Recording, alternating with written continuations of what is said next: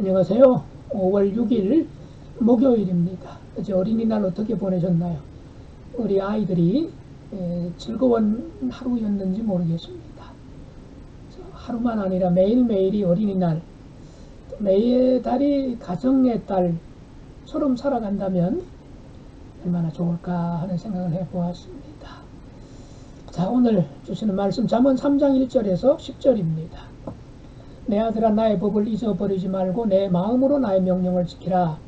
그리하면 그것이 내가 장수하여 많은 해를 누리게 하며 평강을 더하게 하리라. 인자와 진리가 내게서 떠나지 말게 하고 그것을 내 목에 매며 내 마음판에 새기라. 그리하면 내가 하나님과 사람 앞에서 은총과 귀중히 여김을 받으리라. 너는 마음을 다하여 여호와를 신뢰하고 내 명철을 의지하지 말라.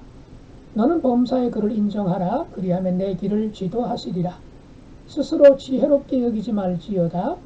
여호와를 경외하며 악을 떠날지어다. 이것이 내 몸에 양약이 되어 내 골수를 윤택하게 하리라. 내 재물과 내 소산물의 처음 익은 열매로 여호와를 공경하라. 그리하면 내 창고가 가득히 차고 내 포도즙 틀에 새 포도즙이 넘치리라.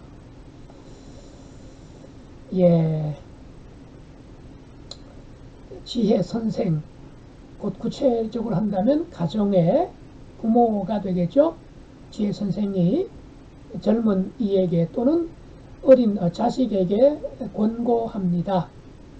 내 아들아, 나의 법을 잊어버리지 말아라. 나의 법, 이게 이제 지혜지요. 지혜는 하나님의 법 안에 담겨 있고 또 그 법에는 약속도 있고 명령도 있지요. 그런데 이 하나님의 명령은 인간이 가장 인간답게 살 수 있는 길을 보여주죠. 사람이 가장 행복하게 살 수 있는 방법을 보여주는 것이 하나님의 법이고 또 지혜입니다. 그래서 하나님의 법을 기억하고 마음에 새겨서 완전히 그 말씀을 내면화, 체질화 하면서 살 때에 말에든지 행동에든지 생각에든지 늘 하나님의 형상을 가진 사람으로 살아가게 된다면 그것보다 더 좋은 일이 없겠지요. 그렇게 살아가는 사람에게는 무엇을 말씀해 주십니까? 하나님이 주시는 생명을 온전히 누리게 될 것이라고 말씀합니다. 자, 그것을 오늘 여기 말씀에서는 2절에 나와 있죠. 그리하면 그것이 내가 장수하여 많은 해를 누리게 하며 평강을 더하게 하리라. 즉 하나님을 경외하고 하나님의 명령, 하나님의 법도 안에 그 가르침대로 살아가는 사람에게 두 가지를 약속하십니다. 장수와 평강입니다. 여기 장수, 오늘날 100세 시대라고 이야기합니다만 여기서 말하는 장수는 단순히 오래 사는 것만을 말하지 않습니다. 잠언이 말하는 장수, 성경이 말하는 참 장수는 그저 오래 사는 연명의 문제, 수명의 문제를 다루지 않고 어떻게 오래 사느냐, 바로 하나님과의 관계에 있어서, 이웃과의 관계에 있어서 샬롬의 관계를 유지하면서 오래 사는 것. 물론 거기에는 자신과의 관계에서 샬롬을 유지하는 삶을 포함하는 겁니다. 즉 나와 샬롬 관계, 하나님과 샬롬 관계, 이웃과 샬롬 관계를 맺고 살아가는 장수의 삶. 이것보다 더 좋은 삶이 어디 있겠습니까? 관계, 어떤 관계일까요? 샬롬의 관계. 자, 나와 샬롬의 관계를 맺고 살아간다는 것은 단순히 오래 사는 것뿐만 아니라 건강하게 오래 사는 것, 마음 편하게 오래 사는 것, 기쁘게 오래 사는 것, 내가 나 자신을 기쁘게, 감사하게, 편안하게 생각하면서 오래 건강하게 살아간다고 해보십시오. 이보다 더 좋은 장수가 어디 있겠습니까? 그런데 나와의 관계에서만이 아니라 이웃과의 관계에서도 좋은 관계, 샬롬의 관계를 맺고 살고, 특별히 하나님과의 관계에서 샬롬의 관계로 산다고 하는 것. 에녹이 300년 동안 하나님과 동행하며 살았다고 했는데, 바로 그렇게 장수하되 하나님과 샬롬, 이웃과 샬롬, 나와 내가 샬롬, 여러분 모두가 좀 그런 샬롬의 관계 속에서 오래오래 그렇게 살아가시기를 주님의 이름으로 축복합니다. 이게 장수와 평강입니다. 그 다음에 이제 3절 4절에 보면 뭐라고 말씀합니까? 인자와 진리가 내게서 떠나지 말게 하고, 인자와 진리 떠나지 말게 하고, 그럼 어떻게? 예, 그걸 목에 매며 마음판에 새겨라. 마치 목걸이를 걸고 다니듯이. 또 무엇을 마음판에 새긴다고 생각해 보십시오. 요즘 뭐 문신 이런 것들이 무슨 그 장식으로도 또는 자기를 표현하는 뭐 개성으로도 이렇게 나타납니다만, 그걸 마음판에 새긴다라고 그랬어요. 새기면 평생 없어지지 않지 않습니까? 피부에 새겨놓은 것은 그걸 제거할 수도 있죠. 요즘은 워낙 뭐 그런 기술이 많이 발달해서 말이죠. 그런데 마음판에 새기는 것은 지울 수가 없게 되지요. 목에도 맬 뿐만 아니라 마음판에 새겨라. 무엇을 말하는 겁니까? 체질화시키라는 거죠. 꿈에 나타날 수 있을 만큼, 무의식 중에도 그게 그냥 내 몸의 일부인 양 이렇게 나타날 수 있도록 체질화시키라, 그런 말씀입니다. 무엇을요? 인자와 진리. 인자는 헤세드라는 뜻을 가지고 있죠. 사랑이라는 말보다도 헤세드, 인자, 인애 이렇게 번역이 됩니다만, 인자와 진리로부터 내가 떠나지 않도록, 사랑하는 아들아, 사랑하는 딸아, 너 평생 인자와 진리를 목에 메고 가슴에 새기면서 살아가라. 결국 인자와 진리 뭘까요? 하나님의 말씀이죠. 하나님의 법도죠. 그걸 잠언에서는 지혜라고 말씀을 합니다. 그래서 하나님의 사랑을 내 온 몸으로 체득하고 체질화 한가운데 살아가는 사람은 어떻게 될까요? 하나님으로부터 귀한 대접을 받는다는 거죠. 나아가 이웃으로부터, 다른 사람들로부터도 소중한 사람으로 인정받게 해준다, 이렇게 약속하고 있습니다. 4절 그리하면 내가 하나님과 사람 앞에서 은총과 귀중히 여김을 받으리라. 여러분, 하나님 앞에서 귀하게 인정받으시기를, 이웃 가운데서도, 집안에서도, 친구들로부터도, 사회 속에서도 정말 인정받는 그런 분이 되시기를, 교회 안에서만이 아니라 세상 속에서도 정말로 인정받는 그런 분들 되시기를 소망합니다. 그 다음에 5절부터 8절은 여호와 경외하는 것과 건강을 말씀해 주고 있어요. 너는 마음을 다하여 여호와를 신뢰하고 내 명철을 의지하지 말라. 자기 자신 너무 믿지 말라는 거죠. 자기 건강 너무 믿지 말고, 자기 머리 너무 믿지 말고, 자기 학벌, 자기 재산 너무 믿지 말라는 거죠. 너는 범사의 그를 인정하라. 누구를? 하나님을. 어떤 분야이든지, 무슨 일을 하든지, 그리고 언제든지, 젊어서뿐만 아니라 나이 들어서도, 건강할 때뿐만 아니라 건강을 잃었을 때에도 언제든지 하나님을 인정하라는 것이죠. 내가 아니라 주님이십니다. 주님이 하셨습니다. 그렇게 인정하고 살면 어떻게 될까요? 하나님이 우리 길을 인도해 주신다는 겁니다. 그리하면 내 길을 지도하시리라.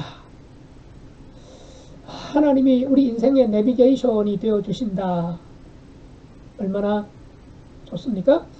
승용차에 부착한 내비게이션 얼마나 편리합니까? 길 찾는데 걱정이 없죠. 문제는 가끔 가다가 내비게이션조차도 오작동을 일으켜서 엉뚱한 데로 이끌 때가 있더라고요. 하나님은 오류가 없으신 분, 실수가 없으신 분, 그분의 인도를 따라간다면 그야말로 평생토록 우리가 곁길로, 엉뚱한 길로 빠지지 않고 정말 좁은 길, 생명길, 승리의 길, 평강의 길로 걸어가게 될 줄로 믿습니다. 자, 그 다음에 스스로 지혜롭게 여기지 말지어다. 주로 이제 가방끈이 좀 긴다든가 좀 똑똑하다든가 성공한 사람들, 좀 경험이 좀 많은 사람들이 자기 자신을 더 많이 좀 의지하죠. 자랑스럽게 여기죠. 자기 자신을 긍정하는 것은 좋겠습니다만 너무 자기 자신을 과신하는 것, 그야말로 그러다가 큰 코 다칠 수가 있다는 거죠. 그러지 않기 위해서 여호와를 경외하면서 악을 떠난 삶, 아까 어제 살펴봤던 것처럼 음녀나 이방 계집의 유혹으로부터 떠나 있는 삶, 그렇게 살아갈 수 있기를 바란다는 겁니다. 그렇게 살면 어떻게 된다고요? 이것이 내 몸의 양약이 되어 내 골수를 윤택하게 하리라. 그렇습니다. 마음의 건강, 몸의 건강까지도 약속하고 계십니다. 요즘 이제 지나친 경쟁 사회 속에서 정말 우리가 세상에 내던져진 치열한 전쟁터와 같은 그런 곳에 살다 보니까 우리는 끊임없이 압박당하고 긴장 속에서 극한 스트레스의 연속으로 살 때가 참 많습니다. 피가 마른다는 그런 얘기를 하기까지 하죠. 앞으로 우리가 어떻게 될지 이 팬데믹 시대가 이어지고 있습니다. 어젠가요? 참 너무 안타까운 그 보도를 접했습니다만 그 코로나 예방 접종 백신을 맞는다 할지라도 마치 독감처럼 이건 계속해서 우리가 함께 코로나19와 살아가야 하지 않겠냐. 완전히 코로나 이전 시대로 돌아가기는 힘들 것이다. 집단 면역 쉽지 않을 것이다. 이런 얘기까지 나오지요. 정말 이런 앞길을 예측하기가 어려운 시대에 정말 우리 하나님의 능하신 손에 우리를 의탁하지 않을 수 없는 시대로 점점 접어들고 있는 것 같습니다. 아직도 우리가 하나님께 맡긴다 하면서도 그냥 적당히 맡겼다고 하면서도 또다시 내가 끌어안고 살아가는 경우도 있지요. 맡기되 완전히 맡기는, 온전하게 맡기는, 그럴 때 하나님께서 우리를 온전하게 인도하시고 우리 길을 온전하게 지도해 주실 줄로 믿습니다. 마지막 9절 10절을 보면 익숙한 구절이죠. 내 재물과 내 소산물의 처음 익은 열매로, 물론 이게 추수감사절 때 주로 우리가 대하는 구절 중에 하나이긴 합니다만, 처음 익은 열매, 단순히 시기적으로 첫 열매만을 뜻하지 않죠. 첫 열매라고 한다면 여기에 가장 귀한, 가장 감사한, 가장 좋은 그런 것 의미를 포함하고 있습니다. 내 재물과 내 소산물의 처음 익은 열매로 여호와를 공경하라. 흔히 옛날 어머니들 당신은 생선 요리해서 머리나 꼬리 그거 드시고 난 그런 거 좋아한다 하시면서 자식들에게 또는 남편에게는 중간 토막, 제일 살이 많고 맛있고 또 무슨 굳이 가시 발라야 되는 그 불편함도 없는 것들을 이렇게 내놓으시지 않았습니까? 바로 그런 어머니의 마음, 우리 하나님을 대하는 성도들이 이런 마음으로 살아간다면 하나님이 얼마나 행복하실까. 내 재물과 내 소산물의 처음 익은 열매, 우리에게 있어도 가장 소중한, 가장 귀한, 가장 아름다운, 가장 맛있는 것, 가장 귀한 것, 그걸 가지고 하나님을 공경하는 삶, 이게 지혜로운 삶이랍니다. 이게 장수와 평강으로 인도해 주는 통로가 된다고 하십니다. 여러분, 얼마나 이 소산물, 그것도 첫 소산물, 첫 재물 가지고, 첫 열매 가지고 하나님을 공경하면서 사시는지 모르겠습니다. 그야말로 아깝죠. 그런데 그리하면 내 창고가 가득히 차고 내 포도즙 틀에 새 포도즙이 넘치리라. 바로 소유의 주인이 누구냐?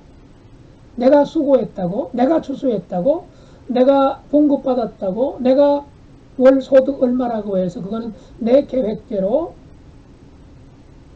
내가 지출하고 내가 소비하고 그러는 것으로 만족하지 말라. 그렇게 살면 곤란하다. 먼저 하나님께 드리면서, 물질만이 아니죠. 시간의 첫 열매. 또 어떤 것이 있을까요? 모든 분야에 처음 것처럼 정말로 감탄할 만하고 또 탄성을 지를 만한 그런 부분까지, 그런 것 가지고 하나님을 경외하는 삶. 그러니까 모든 것의 소유자는 내가 아니라 주님이십니다. 나는 단지 잠시 맡고 있을 뿐입니다. 라고 하는 의식, 이걸 청지기 의식이라고 그러죠. 시간의 청지기, 물질의 청지기, 자식의 청지기, 모든 것의 청지기, 일정한 기간 주인의 위탁을 받아서 관리하는, 그게 바로 그리스도인의 청지기 의식이지요. 여러분, 오늘 하루도 하나님께서 나에게 24시간을 맡겨주셨습니다. 시간의 청지기로, 또 가정의 청지기로, 내가 가정이든 사회든 간에 하는 일도 하나님이 내게 맡겨주신 성직이다.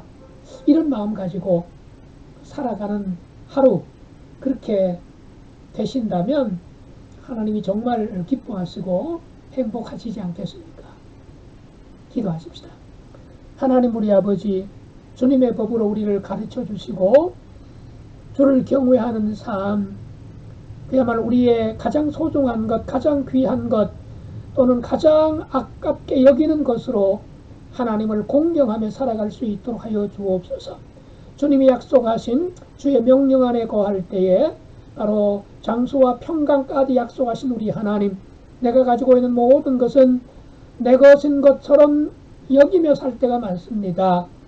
물질의 청지기, 시간의 청지기, 가정의 청지기, 직장의 청지기로 인생의 청지기 의식을 가지고 살아가는 우리 가정, 우리 온 성광의 모든 교우들 한 분 한 분 될 수 있도록 축복하여 주시옵소서. 예수님의 이름으로 기도드리옵나이다. 아멘.